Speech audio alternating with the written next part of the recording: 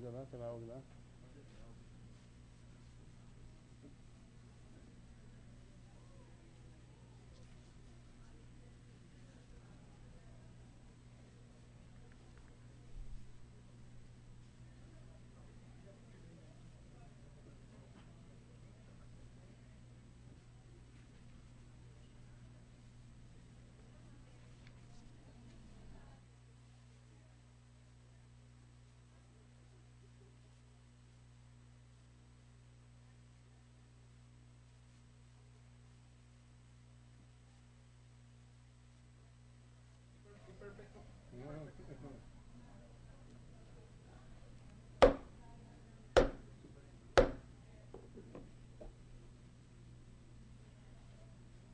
The 72nd session of the Senate in the first regular session of the 16th Congress is hereby called to order. Senator Pablo Benigno Bam Aquino IV will lead the chamber in prayer. Senator Aquino.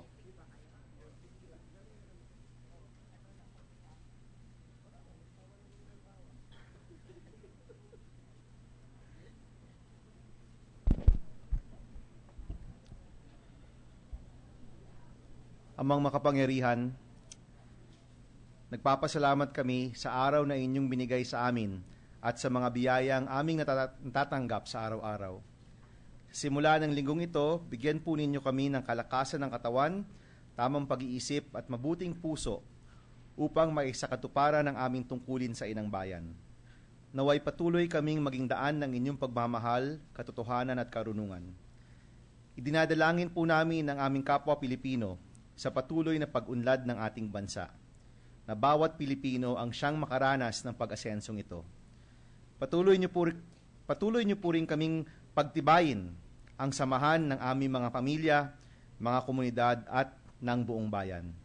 Lahat po ng ito ay inaalay namin sa kadakilaan ng iyong ngalan. Amen. Amen. The Naval Architecture and Marine Engineering Polytechnic Institute, or NAME, Glee Club will lead us in the singing of the Philippine National Anthem, after which the May Glee Club will render a song entitled Tunay na Ligaya.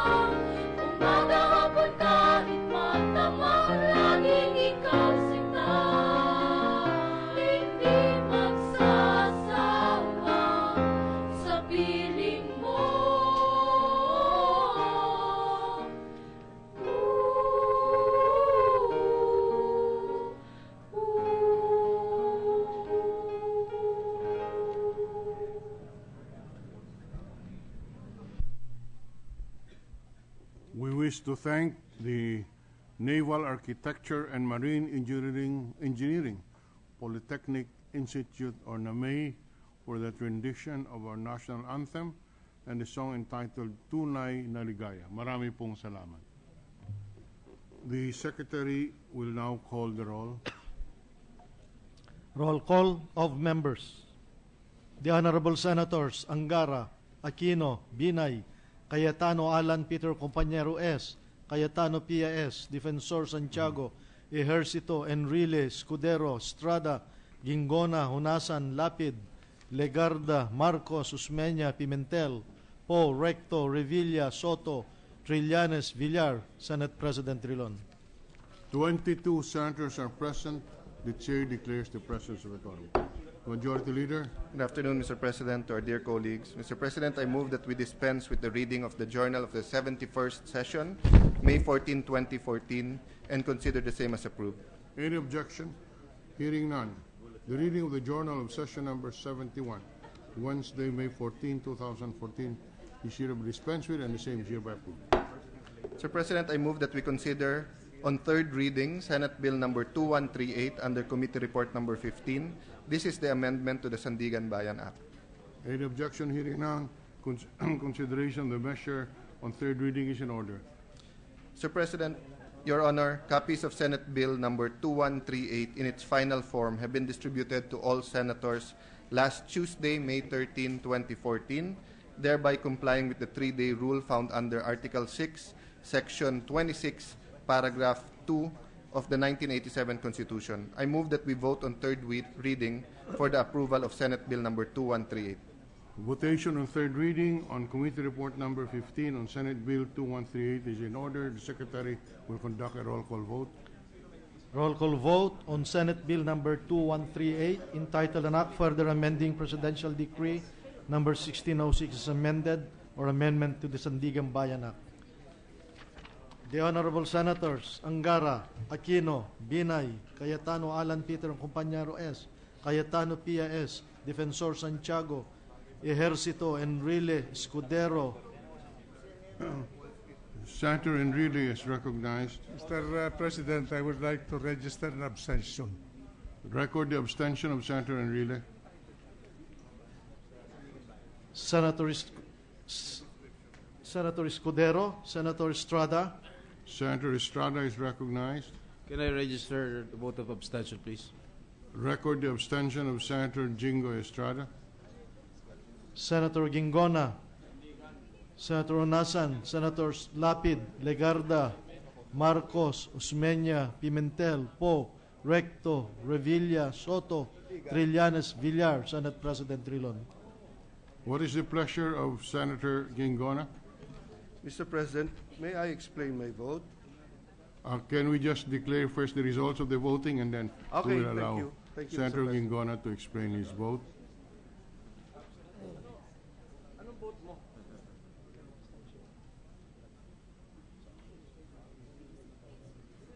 There are 20 affirmative votes, no negative votes, 2 abstentions.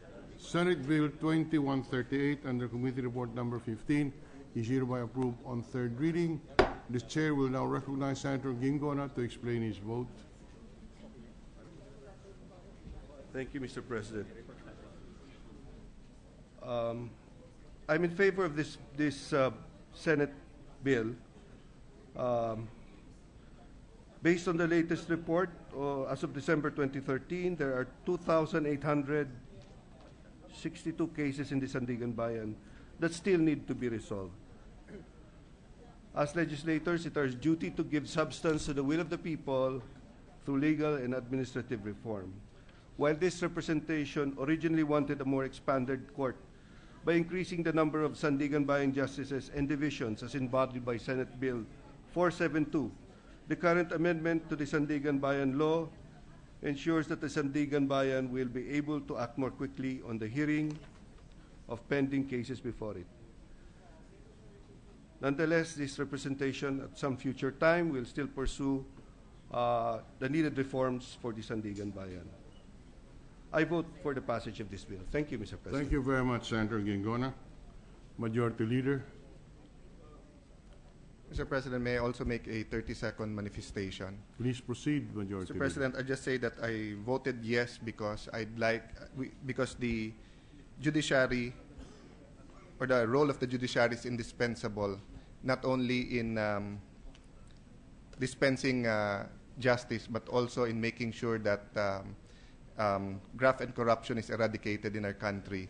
Fairness is one thing, but speed is also an element, Mr. President. So I supported this bill without prejudice to other reforms that the Supreme Court should do and that the Congress should consider, including special criminal courts or other measures like the funding of these courts to empower them to deal with the number of cases and the massiveness of and the enormity of the problem of corruption in our country. Thank you, Mr. President. Mr. President, May the chair recognize Senator Pimentel? this is on a different matter, Mr. President. I have noticed that it has been our practice that during the third reading of the bill, of any bill, not to read the title, but to describe the bill. So my question is, since we're already spending time describing the bill, wouldn't it be better if we read the title of the bill for the third time, so that I think this practice will be less constitutionally questionable? But if the Secretariat can study this matter, Mr. President, and inform this representation if which practice would be more in conformity with the Constitution, Mr. President. Majority Leader. Mr. President, the suggestion and the manifestation of the gentleman from Mindanao, Senator Pimentel, is well taken. In fact, usually, the Senate President, upon the motion of the Majority Leader, asked the Secretary to read the bill. I apologize, I was speaking Read the title, you mean? to read the title of the bill. And in cases of resolutions, with the permission of the body, we read both the title and the body. In fact, in the scenarios that we prepare for the third reading, it is so stated. No?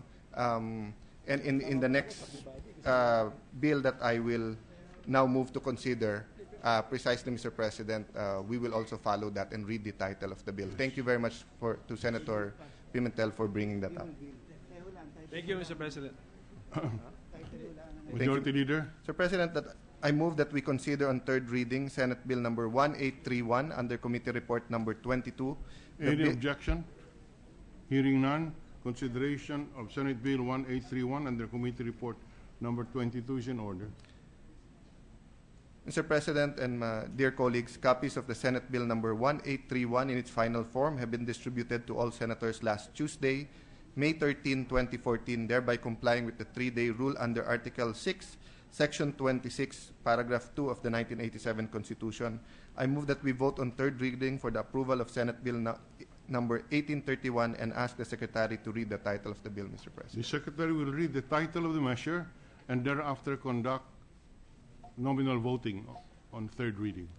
Senate Bill number 1831 entitled An Act Extending the Corporate Life of the Philippine National Railways for another 50 years, further amending for this purpose Republic Act number 4156 entitled An Act Creating the Philippine National Railways, prescribing its powers, functions, and duties, and providing for the necessary funds for its operations, amended.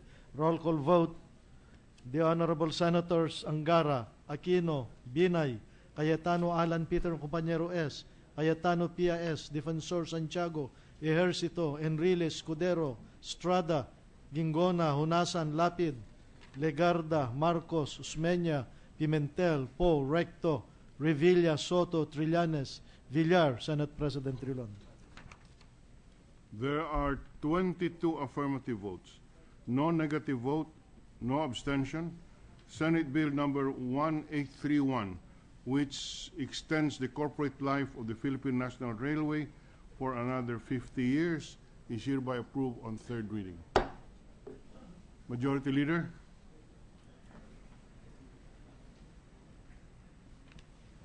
Mr. President, at this point, allow me to move that we welcome to the Senate and acknowledge farmers from Kilusan para sa ugnayan ng mga samahan magniniyog headed by Ka-Oka Santos. Ka-Oka is a former congressman of Quezon Province and former chair of Philippine Coconut Authority. They are representing several coconut farmers groups and have filed a bill to create a special trust fund and a board to handle the Coco Levy Fund, a bill that is not only appropriate but timely.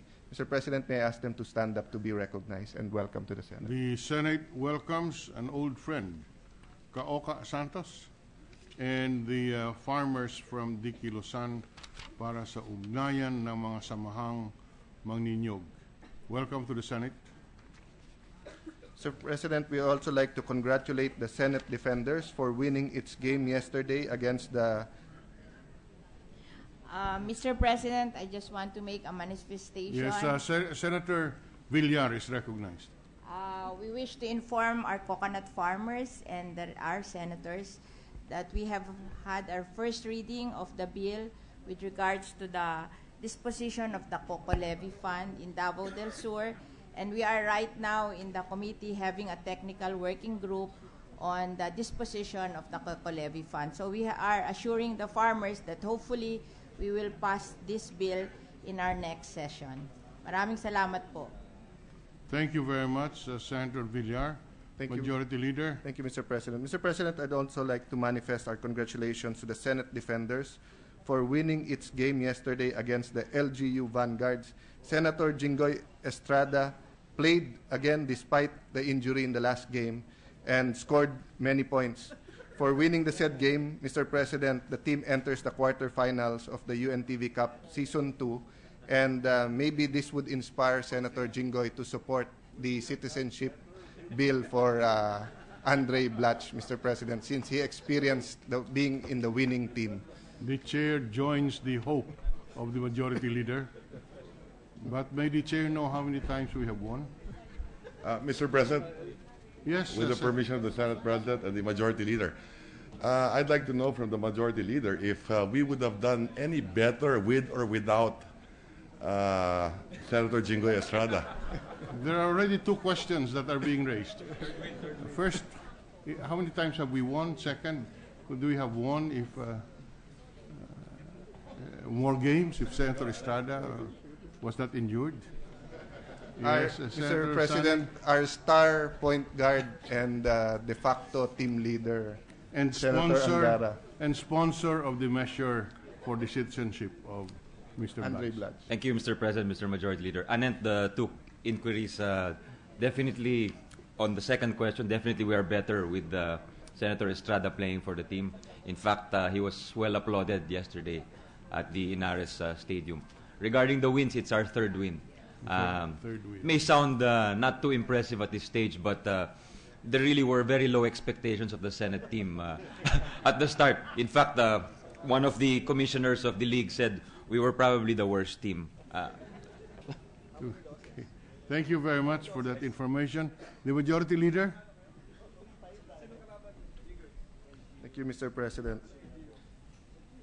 Mr. President, I move that we proceed with the reference of business. Secretary will read the reference of business. Message from the House of Representatives. Letter from Secretary General of the House of Representatives informing the Senate that on 12 May 2014 it passed the following House bills in which it requests the concurrence of the Senate. House number 1001, entitled An Act Providing for the Establishment of a District Hospital in the Municipality of Santa Elena, Province of Camarines Norte, and appropriating funds therefore. Health and Demography, Finance. House number 1246, an act establishing a satellite office of the Land Transportation Office in the Municipality of Virusin, Sorsogon, and appropriating funds therefore. Public Services, Finance. House number 2028, an act establishing a Land Transportation Office, District Office in the City of Antipolo, Province of Rizal, and appropriating funds therefore. Public Services, Finance.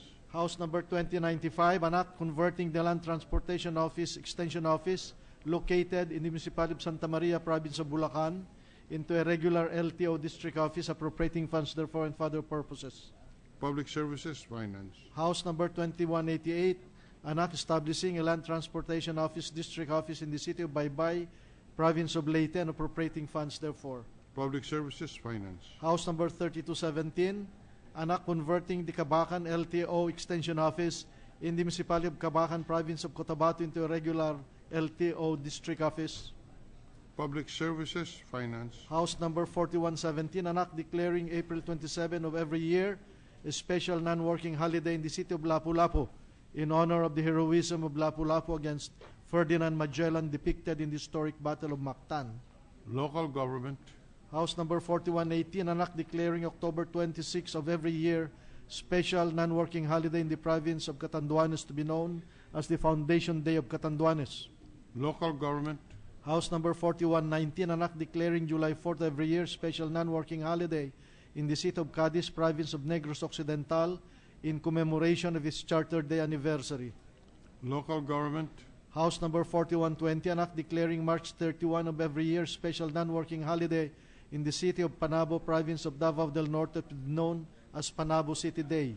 Local Government. House Number 273, an act converting the Bayawan City Land Transportation Office Extension Office into a regular LTO District Office.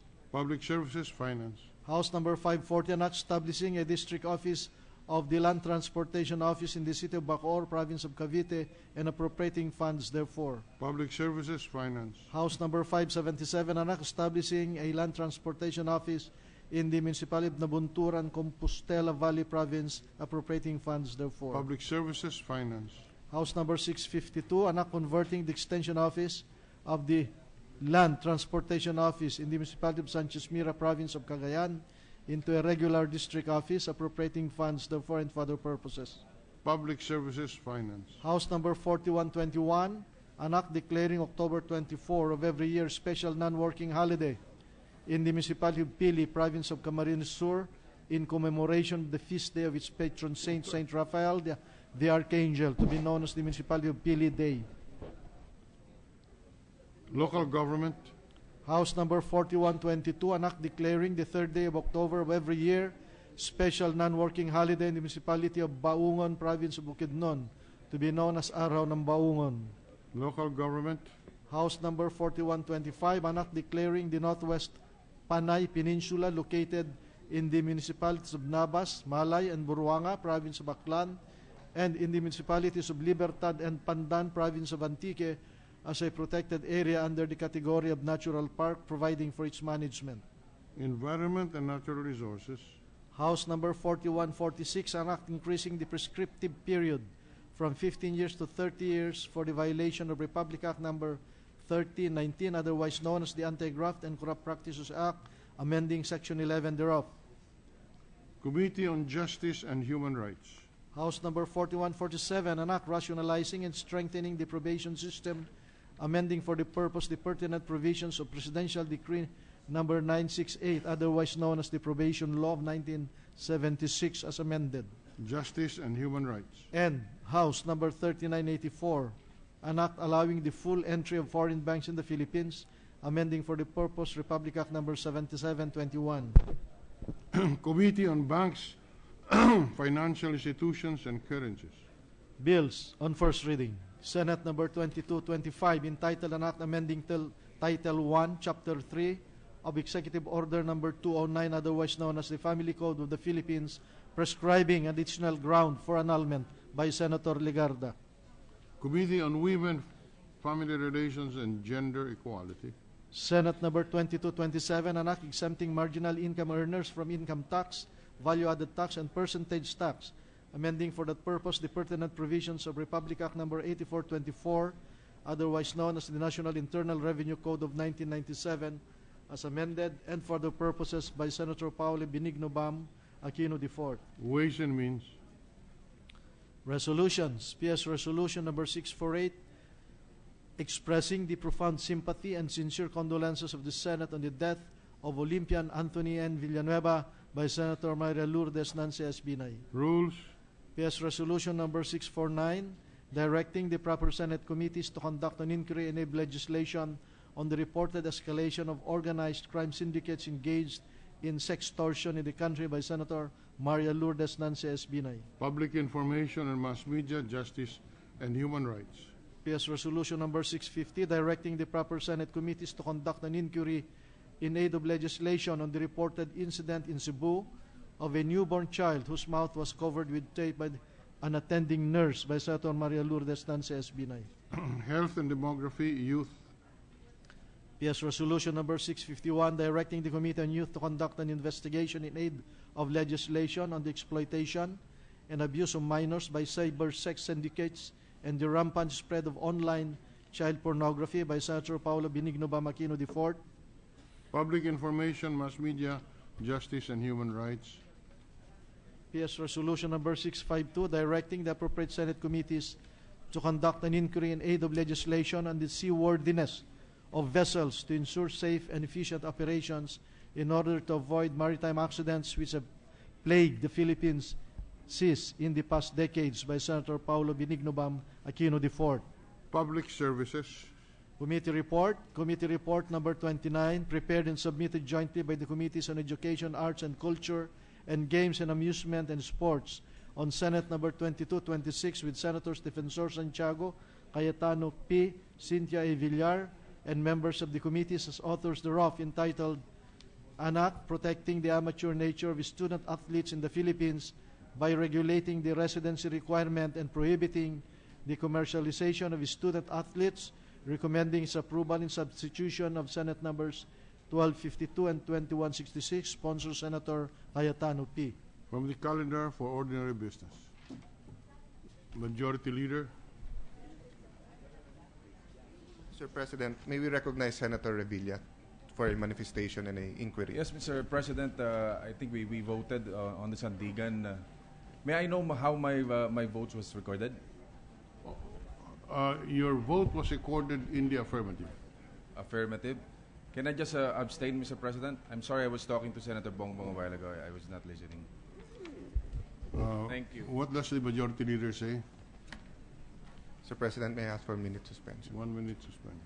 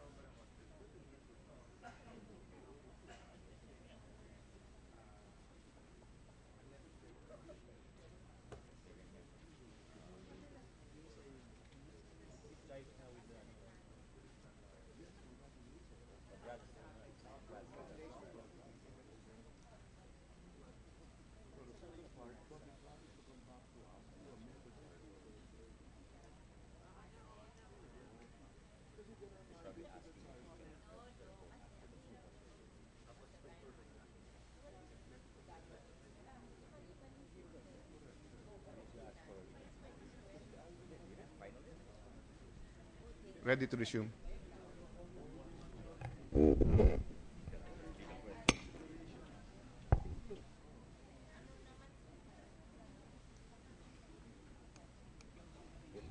That is not applicable.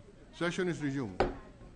Mr. President, upon checking with the Secretariat, the vote of Senator Revilla has been recorded in the affirmative and the vote has been announced. No?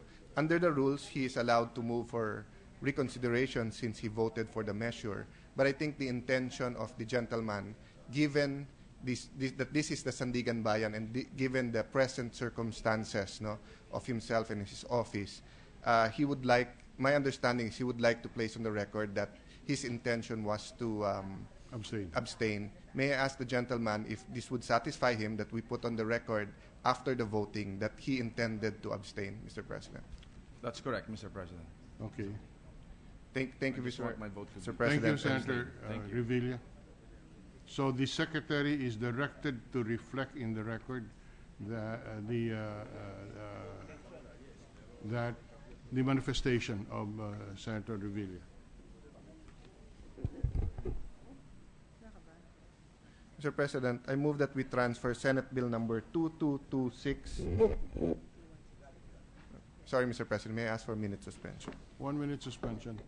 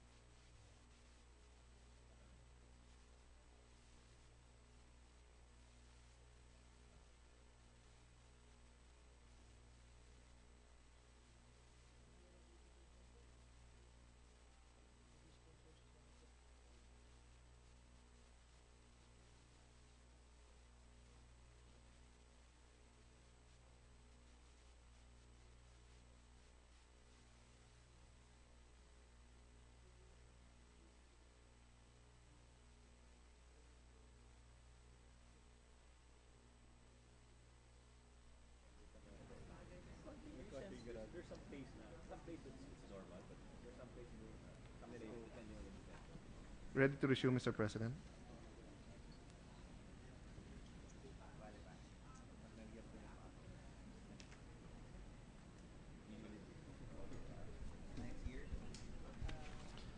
Mr. President, I move that we transfer Ready Senate... to resume? Are we ready to resume? Ready to resume, Mr. President. Session is resumed. Mr. President, I move that we transfer Senate Bill number 2226 under Committee Report number 29 from the calendar for ordinary business to the calendar for special orders. Any objection? Hearing none. Senate Bill number 2226 under Committee Report number 29 is transferred from the calendar for ordinary business to the calendar for special orders. Thank you, Mr. President. Mr. President, going back to Senator Jinggoy's prowess as an athlete, we're hoping he will support this bill, as I move that we consider Senate Bill number 2226 under Committee Report number 29. This is an act providing for the Magna Carta of student athletes. Any objection? Consideration of the measure is in order. Mr. President, I move that the Secretary read the title of the measure. Secretary will do so.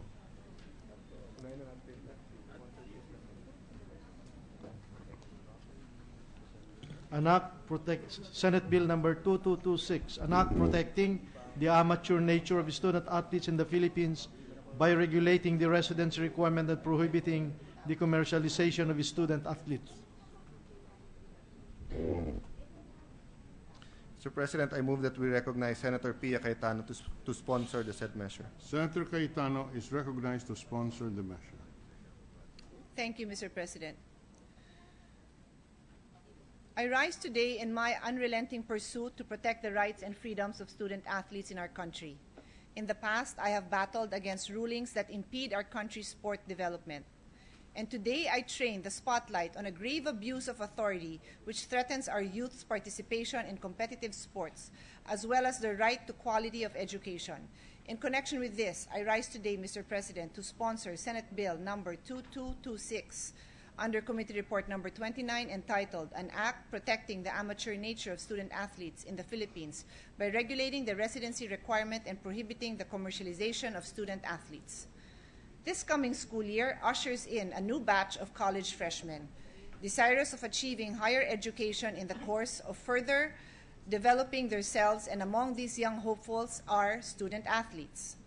One would think that these student athletes would have the pick of schools, but this is not the case for many of them, as their right to choose the school they want to study in is restricted by the residency rules imposed by athletic associations. What is a residency rule?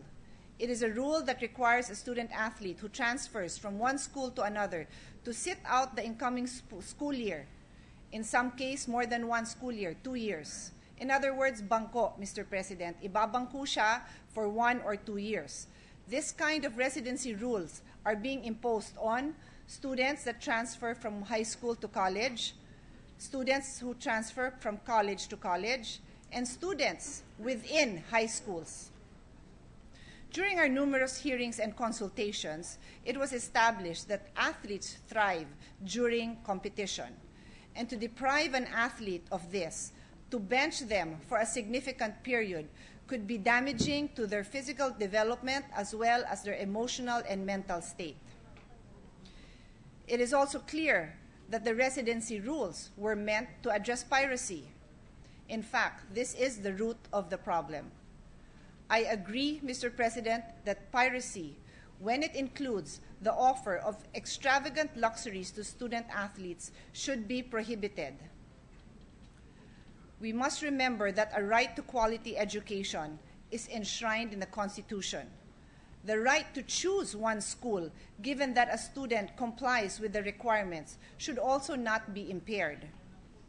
Residency rules may in fact control piracy to some extent, but to sacrifice a student's athlete's right and well-being in exchange, while the vast majority of student athletes are not similarly situated, all of these student athletes pay the price of being benched for 2 years should they deem it in their best interest to study in a school other than the school they came from.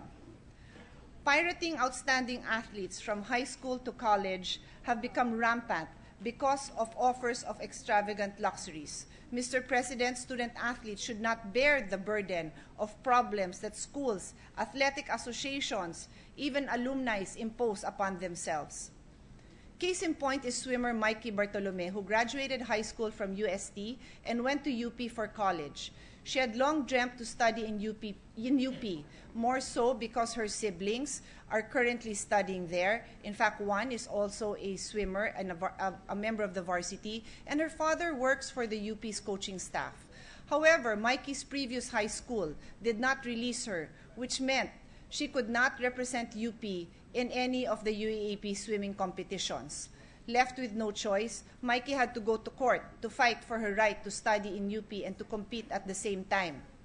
Fortunately, the court rendered its decision and lifted the TRO that was initially granted in time for her to compete. However, come competition day, Mikey was boycotted by some member schools of the UAAP, which instructed their swimmers to either not show up or to remain on the blocks when the whistle was blown. Mikey mustered all the strength that she had, and she still competed. With tears on her face while swimming, she won the swimming competition that day and was thereafter greeted and congratulated by other student athletes, including her very teammates who boycotted her and did not join the competition. This just shows, Mr. President, that the problems lie not with the student athletes, but with the parents, maybe the coaching staffs, maybe the alumni, the school officials, and the athletic associations. What price did Mikey have to bear? She was humiliated, she was tortured, and she swam despite the emotional baggage that she carried. Are these the values that we want to teach the youth? Aside from Mikey, there are other athletes who are suffering because of these residency rules.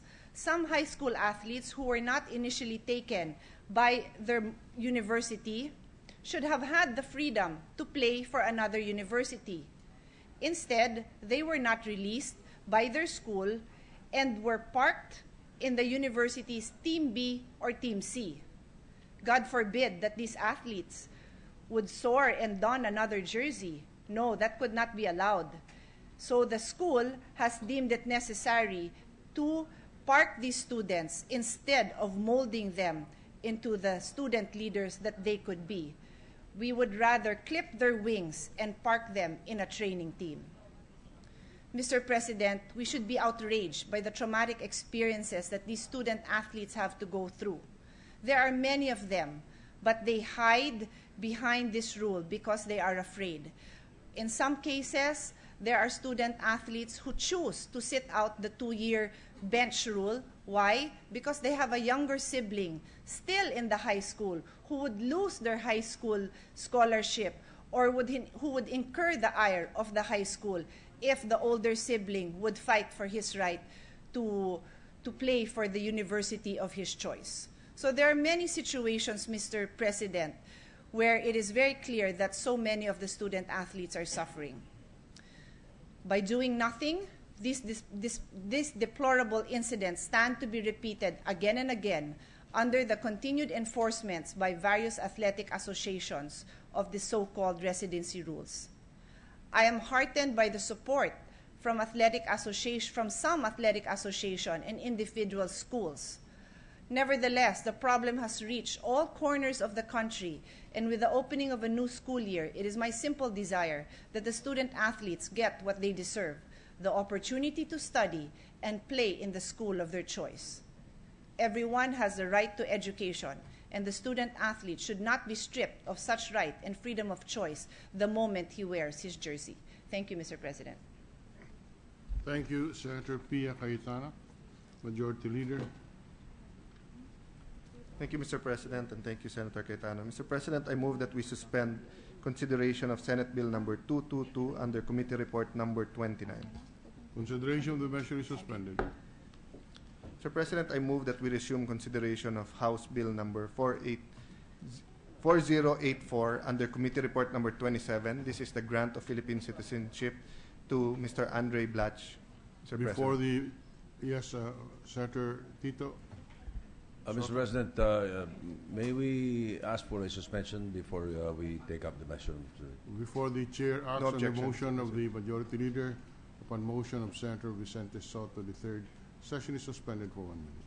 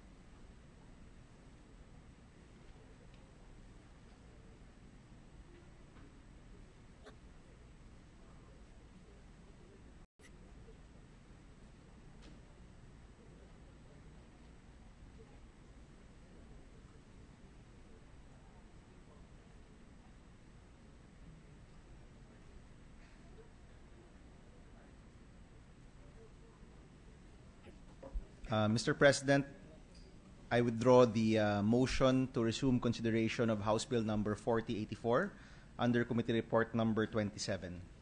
The motion is, any objection?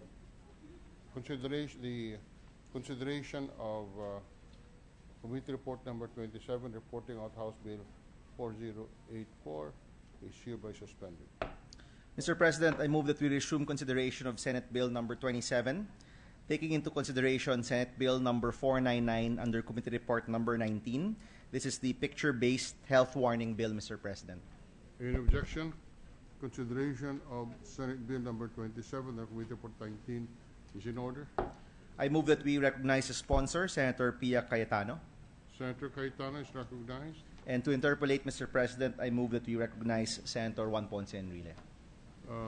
To avail of the period of interpellation, Senator Juan Ponce Enrile is recognized. Thank you, Mr. President.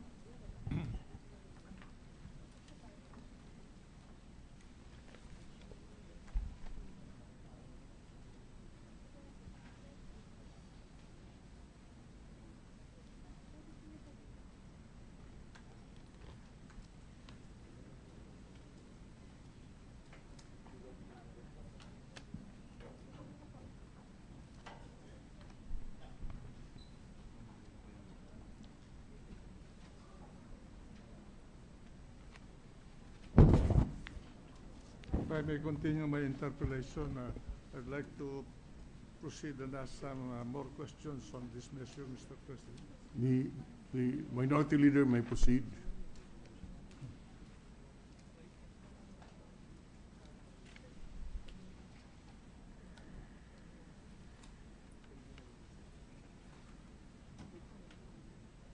Mr. President,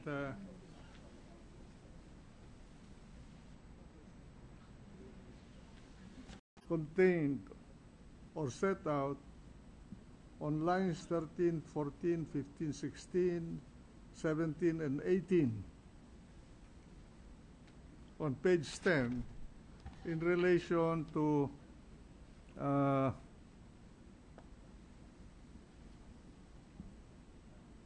provisions set out in on lines 21, 22, and 23 on page 11. The lines 13, 14, 15, 16, 17, 18 on page 10 says, and I would like to read it into the record, the filing of an administrative case for an act constituting a violation of the administrative regulation to be issued by the DOH shall not preclude the simultaneous or subsequent filing of criminal charges for the same act constituting a violation under this act through criminal proceedings authorized under Section 14 of this act. In the same manner, neither shall the filing of the criminal charges preclude the filing of administrative cases. Then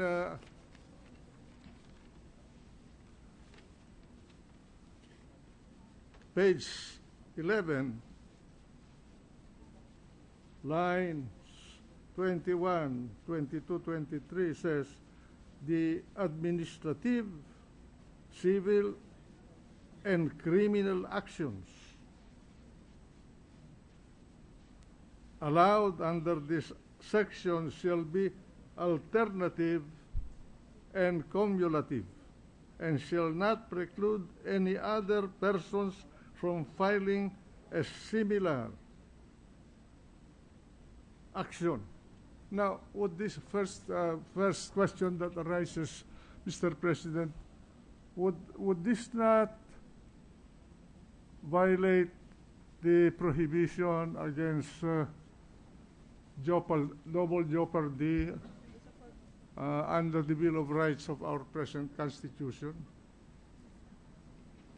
Mr. President, I believe we have our sufficient jurisprudence that tells us that double jeopardy applies only in criminal proceedings, and therefore the filing of different cases in different forums, and when I mean forums, actually different jurisdictions, would not constitute double jeopardy. Can we get an authoritative jurisprudence to back up that statement rendered by the Philippine Supreme Court? We will be happy to, but I mean, I think our records, our judicial records are replete with cases where there are both administrative and administrative cases and courts filed in cases filed in regular courts. But if His Honor deems it necessary to submit examples, we would be happy to do the same. Oh. Although it is quite common, I'm no Mr. longer President. current, Mr. President, with cases of this nature, but I'm just positing this to caution because. And what is the meaning of cumulative, alternative, and cumulative?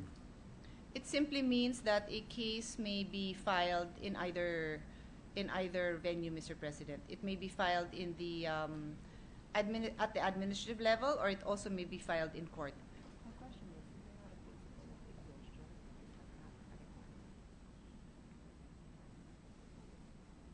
Administrative level, or can we have a much clearer explanation of this alternative and cumulative system of dealing with this? There are three cases arising from the same violation: criminal, well, civil action. I would understand that. I do not know what will be the nature of the civil action, but then, and criminal action.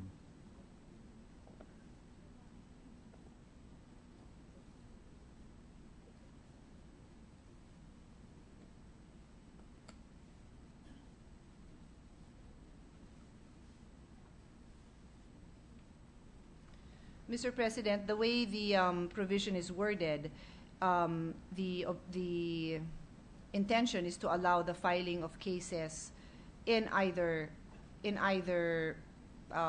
venue or forum, for that matter. So it could be an administrative case, or it could be a case in the regular courts.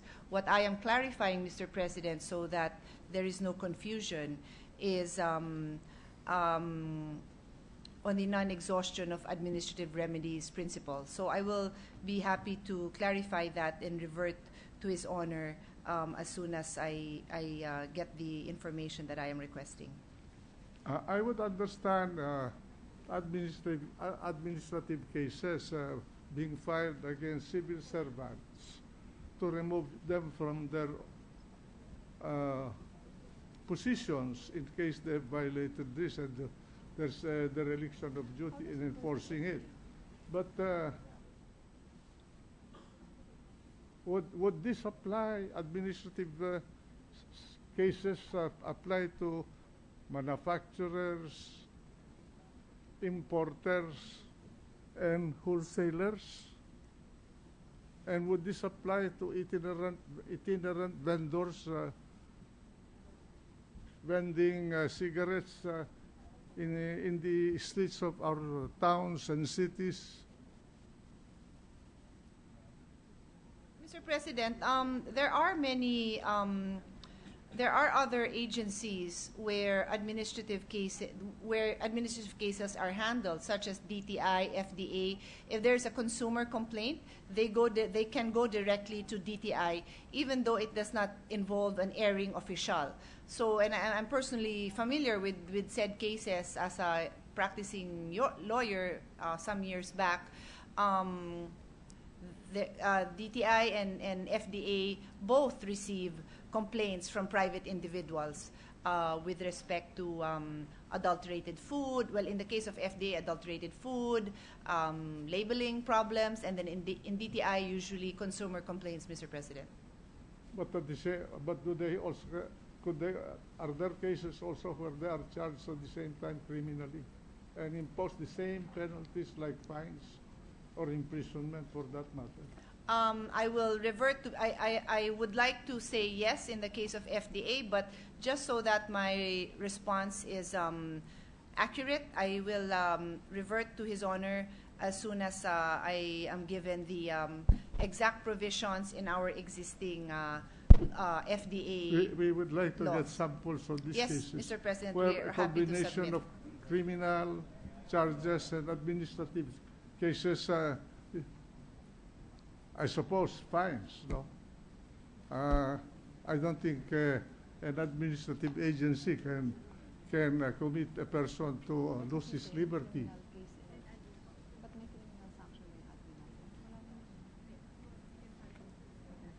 Yes, Mr. President, we will be happy to submit.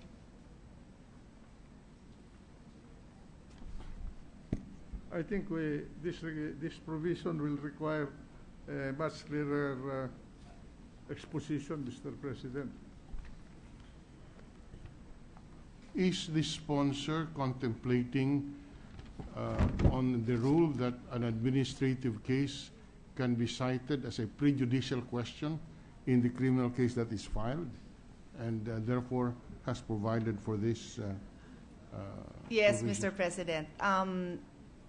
During the time that the bill was initially being crafted, that was the concern raised by many of the advocates, that any pending case would be stuck in the at the administrative level. Therefore, the recommendation was to allow separate civil or criminal cases to proceed.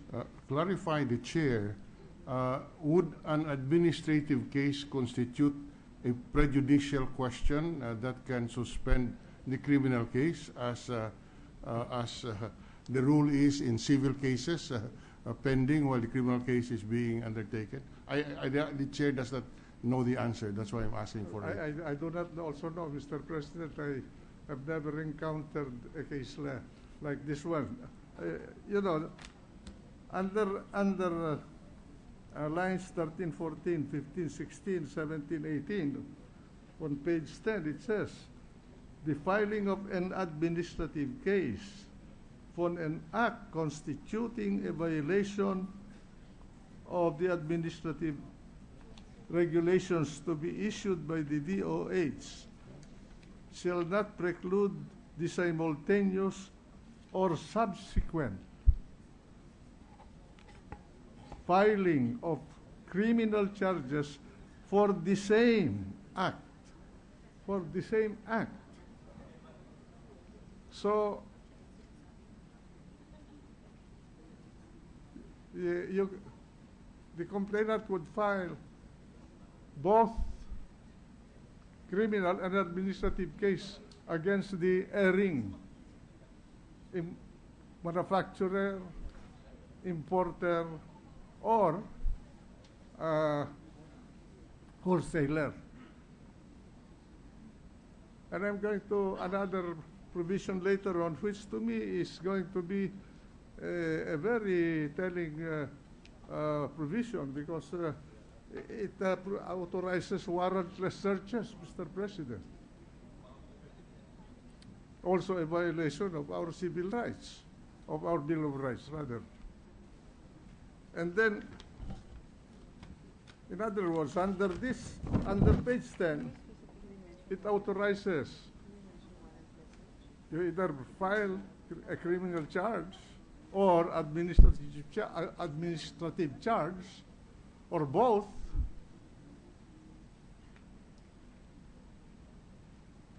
or years later you can file a criminal case for the same act, because either priorly or subsequently, one case or the administrative or criminal could be filed either way. So, and then on page 11, lines 21, 22, it says they are alternative and cumulative. That's why I'm asking, what is the meaning of cumulative? Are these going to pile up? You relate this to the provision that first, second, third offense What's the meaning of cumulative in the sense of this bill? We would be happy to, the comments mentioned by His Honor are well taken, and I'd like to put on record that it is not my intention as the sponsor to create confusion or to ensure, to give the impression that the accused would be harassed with multiple suits. On the contrary, as I replied to the question posed by the Senate President, the intention really was to ensure that the pendency of an administrative case, especially if there were delays and because of the sad experience that we have seen in the lack of action on the part of the IACT. The intention of this bill was really to ensure that there would be no delays and that the avenues were open to continue or to pursue cases in different forums. So, Mr. President, I would be happy as sponsor to clarify this because I do understand the concerns expressed by His Honor, and perhaps in the next hearing we can I can submit a clearer picture, and then at the proper time we can make committee amendments or accept the amendments of His Honor. Thank you for that, Mr. President. Now, I would like to relate this to another provision of this bill, and that is, this provision is found on page 10, lines 22 down to line 1 and 2 on page 11. And I would like to read this into the record. For purposes of enforcing the law, where now the bill talks of the measures that will be violated. For purposes of enforcing the law and ensuring compliance therewith, the DOH through FDA or other organized law enforcement agency or its authorized representative, upon presenting appropriate credentials to the owner, manager, or agent in charge, is authorized, 1, to enter at reasonable hours any factory, warehouse, or establishment in which tobacco products are manufactured, processed, packed, or held for introduction into the domestic commerce, or are held after such introduction, or 2, to enter any vehicle being used to transport or hold the tobacco products in question, semicolon, and 3, to inspect in a reasonable manner such factory, warehouse, or establishment or vehicle and all pertinent equipment, finished and unfinished materials, containers, and labeling therein, if the officer, employee, or person designated to make any such inspection of a factory, warehouse, or other establishment has obtained any sample in the course of the inspection, upon completion of the inspection and prior to leaving the premises, he shall give the owner, manager, or agent in charge a receipt describing the sample obtained. Well, this is a legislative authorization for us to authorize the agents of the Department of Health to conduct searches without warrants. But I do not have to go to court to obtain a warrant. And they're going to file criminal charges. I am prepared to respond, Mr. President, if His Honor is finished. I understand His Honor's concern, but let me remind the body that we are talking about a health measure. And if you look at the existing FDA laws and even in the previous laws, the FDA and the health authorities have always had the right to conduct inspections of any facility that has a health concern. So whether we are talking about a hospital, a restaurant, a food manufacturer, a cosmetic and drug manufacturing facility, the FDA under the Department of Health has always had that authority. And so in this respect, Mr. President, it is my view that this bill is simply replicating those powers. Again, as I have said from the start, we are ready to accept the amendments that His Honor would like to make to ensure that rights are safeguarded. But I stand by the right of the Department of Health and its authorized agents to conduct inspections in establishments that are within its jurisdiction, and that would be any matter relating to health. It is a practice that has been ongoing. It is directly related also to the issuance of permits. With respect to licenses to do business, if you are in the business that involves health, again, we're talking about food safety, the preparation of drugs or cosmetics, that license to operate can be withheld by the appropriate agency if there are violations that are found during inspection, Mr. President. So perhaps the wording may sound... violations.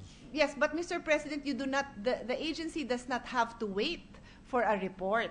This is a task that is incumbent upon the agency to conduct these inspections. In fact, in the past few years that I have been chairman of the Committee on Health, I have deplored the lack of inspection agents available to FDA because they are unable to visit the number of establishments under their jurisdiction, and because in this the trend for the past years is really I would call it self-regulation, wherein companies submit documentary evidence of their compliance. Then the burden is on the agency to ensure that when they conduct inspections, they are thorough and the documentary evidence can be validated during the inspection process. That's why for many years I have been fighting for an increased budget to ensure that these inspectors, that we have a bigger number of inspectors that can do this job. Because like I said, the practice is self-regulation and it is only documentary evidence that the agencies rely on to ensure compliance. Again, I am speaking of the other health measures, and this is really by analogy. Yes.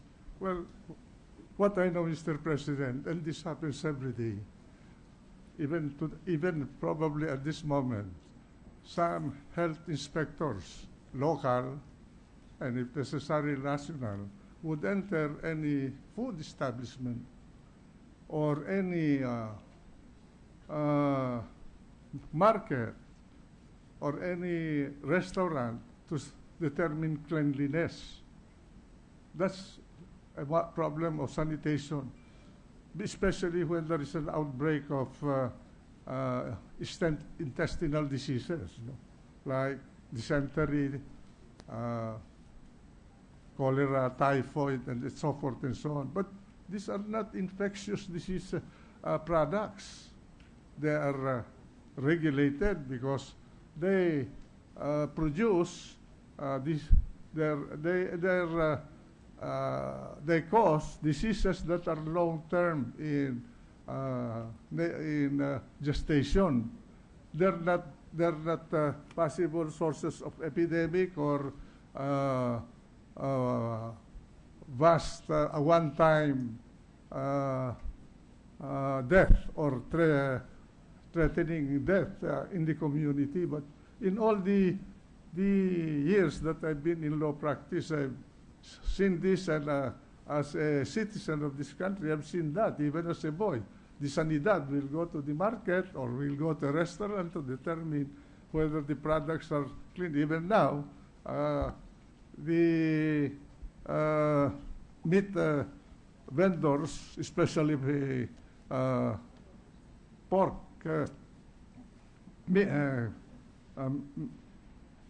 meat, would do this to prevent what they call the dead pigs that are being sold in the market. But these are not deleterious per se, Mr. President. They are hazards to health if to some people.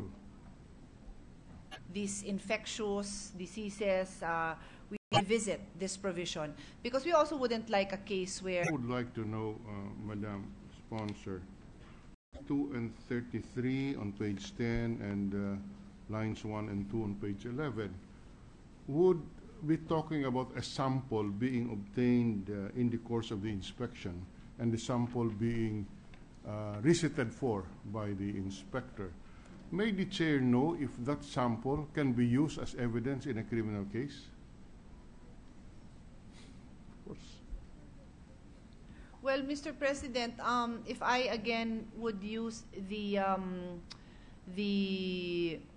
cases, the practice of the FDA when they inspect premises that are involved in practices or in the business that affect health, I believe that they do use that in evidence. As to whether that is a case that will hold water in court in terms of being a valid evidence, or if it would be the fruit of a poison tree, that is a question that I have not. There may be cases, Mr. President, I'm trying to recall my administrative law and constitutional law, but I do know that that is the practice we have currently under the FDA, and I would be happy to put on record if there are any cases that involve evidence obtained in the course of legitimate inspections, but would then later be used as evidence in a criminal proceeding. Thank you, Madam Sponsor. I just why do we only require the agent, the health agent? Mind you, we are authorizing in this bill, by the way, even the local government unit employees to enforce this and to do the function of inspection. No? And that's why I'm raising this alarm, because while we have good intentions, we do not know whether other people will use these good intentions for something else. Now, why do we require only a receipt for if they take a sample? Why not require everyone that accost a vehicle or enter a factory or any establishment or warehouse to supposedly perform inspection function, to make a report that he did do this, to have a record that a person has done the inspection, and for what purpose, so that nobody will be using this for something else.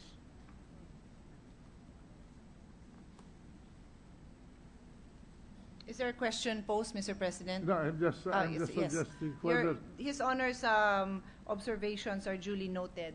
If I may add into the record, Mr. President, I also recall during the time that I was a practicing lawyer with the then BFAD, now FDA. In fact, evidences acquired during inspection would be presented during administrative cases. That I am sure of. And our FDA representative now also tells us that in counterfeit cases, which is both civil and criminal in nature, they would also use those samples obtained in the premises. In court, Mr. President. So just for the record, that is the current practice. But again, I repeat, the concern of His Honor is duly noted. But anyway, I would like to request the sponsor to present to the chamber a sample of cases where a combination of administrative fines or I don't think you can impose imprisonment through administrative action, fines, and also at the same time criminal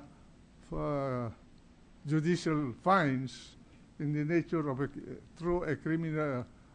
through a criminal case can be done simultaneously or even cumulatively as described. Well, I suspend my interpellation at this point, Mr. President. Yeah. Mr. President, I am happy to put on record the cases perhaps in the next in our next session. But in the meantime, allow me to just read into the record the general rule and the exceptions. This is.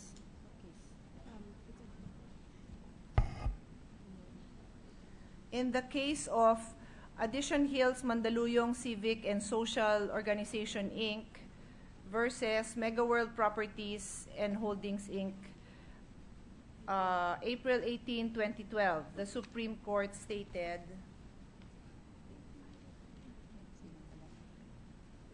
okay.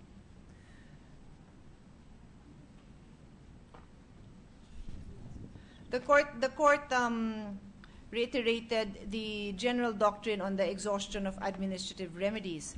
However, the court also held, citing the case of Lakap, and I will give the citation later.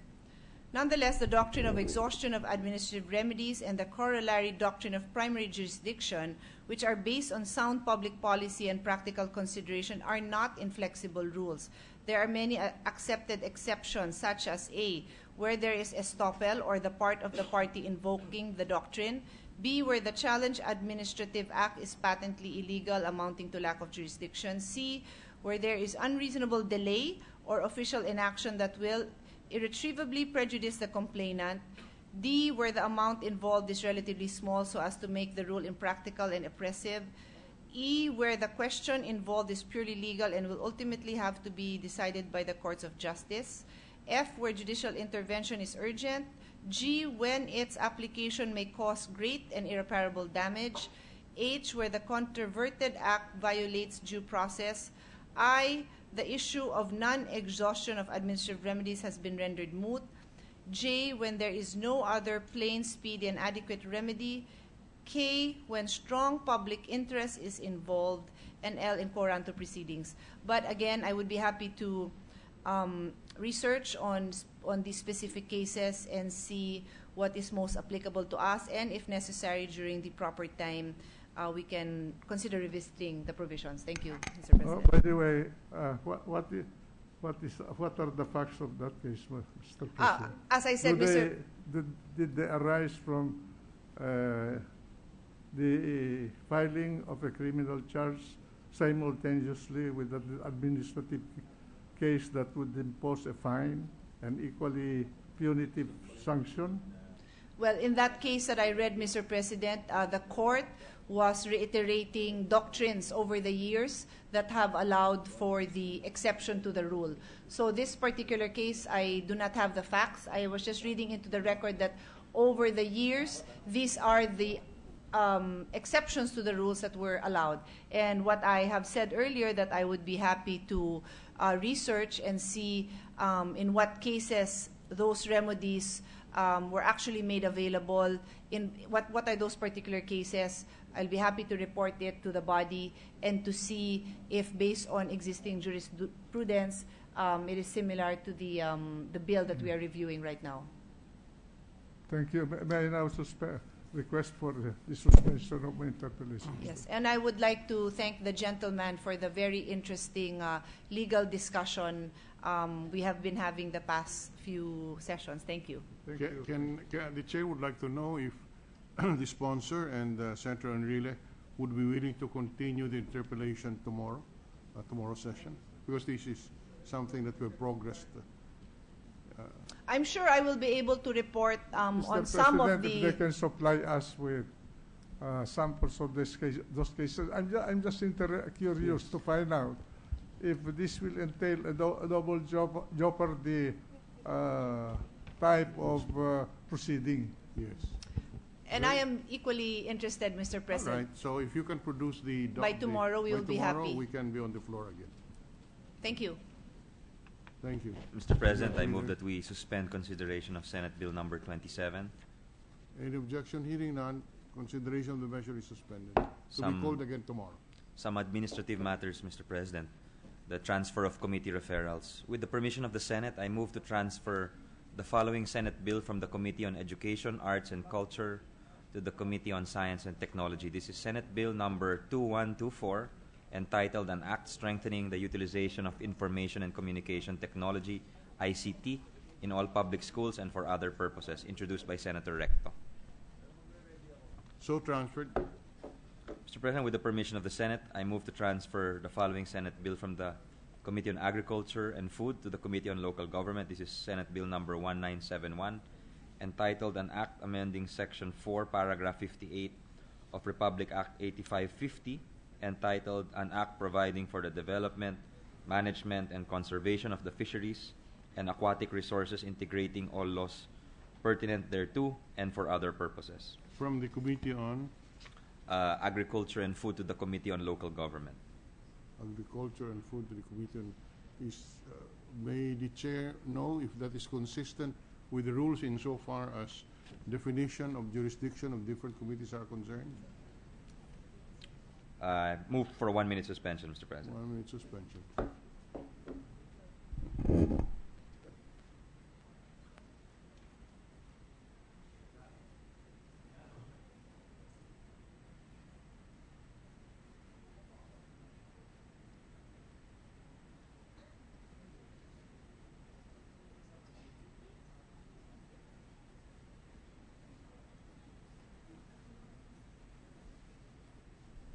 Ready to resume, Mr. President. Session is resumed. Regarding the question of the Senate President, it was the author, Senator Villar, who requested it, and it is apparent that the transfer is consistent with Senate rules regarding jurisdiction as the bill relates to municipal waters and territory under local government units. So I reiterate the motion, Mr. President. If I recall correctly,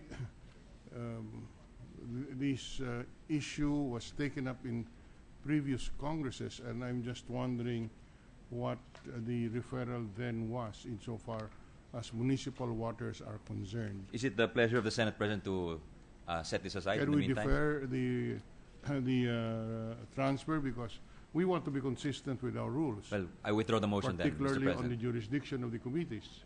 I withdraw the motion, Mr. President. Yes, please. Another committee referral, Mr. President, is with the permission of the Senate, I move to transfer the following Senate bills from the Committee on Justice and Human Rights to the Committee on Public Works.